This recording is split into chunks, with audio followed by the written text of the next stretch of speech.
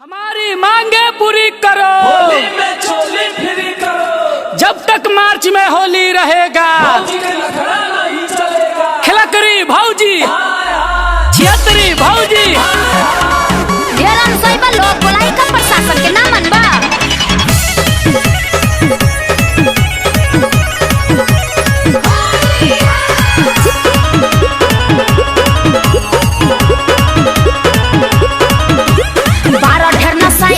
रहतनी बहरी कूदता ऐसे जैसे कूदे लगी लहरी।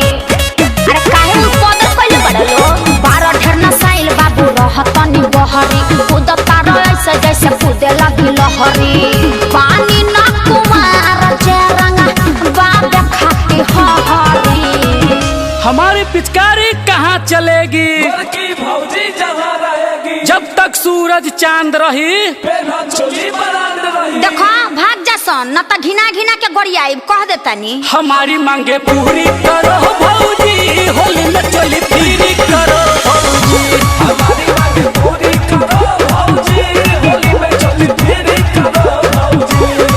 भगवा के नहीं हंसे।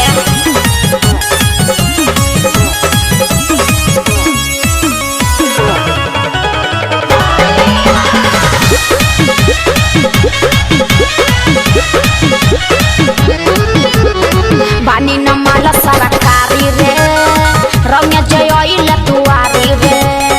बात लो मान भौजाई रे, नहीं तो हृदय पिचकारी रे।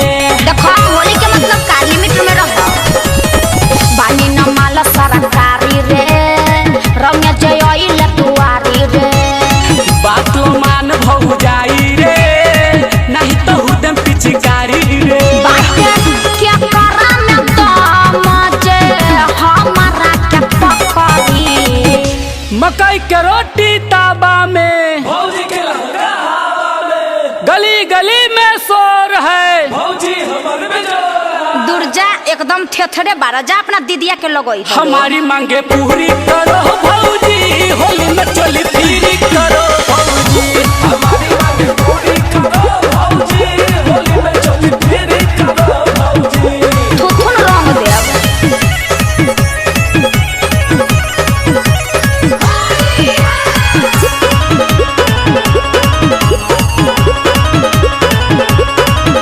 सुहास क्या बानी बपौती उहे नु रंगी मोर कठौती।